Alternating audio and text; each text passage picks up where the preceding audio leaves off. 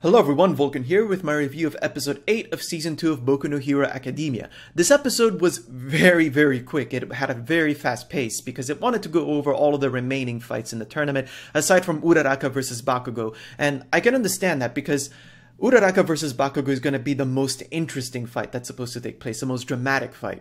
And that's really emphasized. The lead up to that at the end of the episode, that was really strong and I really enjoyed that part of the episode in particular. With this video, I'm just going to go over all the fights that took place very quickly because a lot of these were pretty interesting and a lot of these were very fun to watch anyway. So without further ado, let's get this started. So the first fight that took place was Ibara versus Denki. The lead up to this fight was hilarious because what happened was the announcer said something about assassination. I can't remember exactly what he said. Ibara responded to that. She took the opportunity to emphasize how much of a pure and innocent maiden she is, that she did not want to join the Hero Academy because she wanted to hurt others or out of any wicked intentions. All she wants to do is help others. And to me, that was kind of a ploy. That was a bit of a trap for Denki to cause him to perceive her as this weak person, trying to get him to take it easy on her. Of course, he didn't take it easy, but as soon as he said that he was going to go all out, I knew exactly what was going to happen. I knew this even from the manga, but seeing it animated, it just adds a whole other level to it. So, of course, Denki becomes an idiot as soon as he discharges too much electrical energy. I think this is a bad matchup anyways, because if Denki decided to fight a little bit more strategically, the outcome would have been the same because Ibara had the perfect response to that. She used turp vines in order to create an electrical ground, thus making his electricity useless. So the fight was really short, it was very fun, it was strategic, and that's one of the things I really like about Boku no Hero, and you see that throughout the rest of the episode in the following fights. So the next match was Iida versus Mei, and that was one of the matches I was really looking forward to seeing animated. It was hilarious from start to finish, because all it was an advertisement campaign for Mei's products. The way Mei went about advertising her stuff was so forceful that even the guys at the support company thought, is she a politician? And Iida was really mad at her because at the end of the day, Mei used him in order to get herself known, in order to make the support company know what she's worth.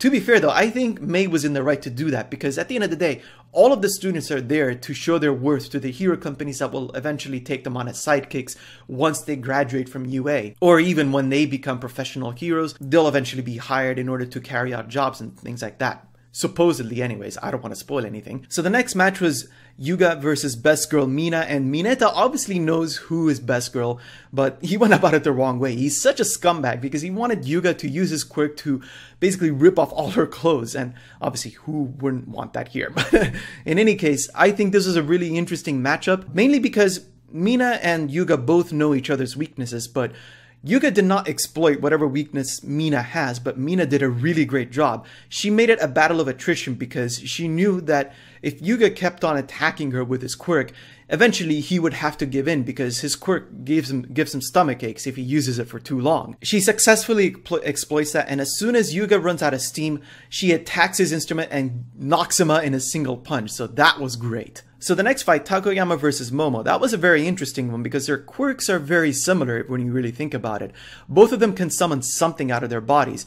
In Tokoyami's case, that's his shadow, whereas in Momo's case, she can summon different types of objects, assuming that she knows what those objects are made of. Tokoyami's use of his, I was about to say semblance, but it's actually quirk. I've been watching too much Ruby lately. Tokoyami's quirk is very versatile because it can act as both a defense and an offense, and I think Deku really made a good choice when he chose him as his teammate in the cavalry battle. And we can see that now when Tokoyami shows how superior his use of his quirk is. I wouldn't say his quirk itself is superior to Momo's, but rather his use of it. You have to consider that Tokoyami's mindset during the match was perfect for it.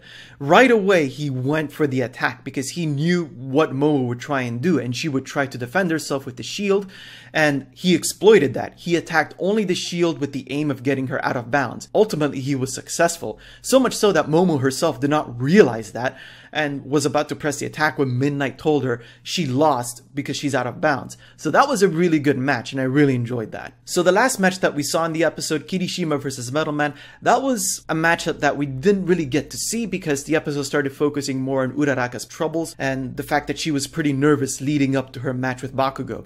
I'll get to that in a little bit. What I really found funny about this match, I don't even remember it in the manga, they had the exact same pose, and Kirishima says that himself, we had the exact same intro, and he was really a little bit mad about that. I would be as well, to be honest, but it was really funny. It ended up being a double KO in the end. It was a pretty simple match anyways, which is something you'd expect out of them because both of them have very simple personalities. So it being a fist fight in the end is absolutely to be expected out of it. One thing that really stood out to me in this episode was Deku's analytical skills, because you see him almost after every match writing down notes in that same notebook that Bakugo exploded back in season 1. That's one of the things I really like about Deku, because he's not one of those usual shonen characters who just try to wing everything with some weird power-up like the power of friendship or superior willpower. None of that fortune cookie nonsense, to reference Samurai Jack there. Deku is very smart and very strategic. Obviously, we've seen many examples of that throughout the series. Once again, I'm really impressed with this character because of that. Among other reasons, of course, but that's one of the things I really like about him. And obviously, Uraraka likes it too, because throughout the episode, she can't help but notice how amazing Deku is, or at least from her perspective. Obviously, he is pretty amazing, but Uraraka obviously notices that as well. And later in the episode, you can see that she's really nervous about her fight with Bakugo, because we know that Bakugo is extremely powerful. And back in season 1, when they were having that basic training course, Bakugo really showed his superiority to Deku and Uraraka. So Uraraka obviously knows that Bakugo is much stronger than her. Later on in the episode, Deku offers to help Uraraka by offering him the strategies that he devised that he would use in order to fight Bakugo. But Uraraka refuses the help because she admits that all this time she's been relying on Deku because of how awesome he is.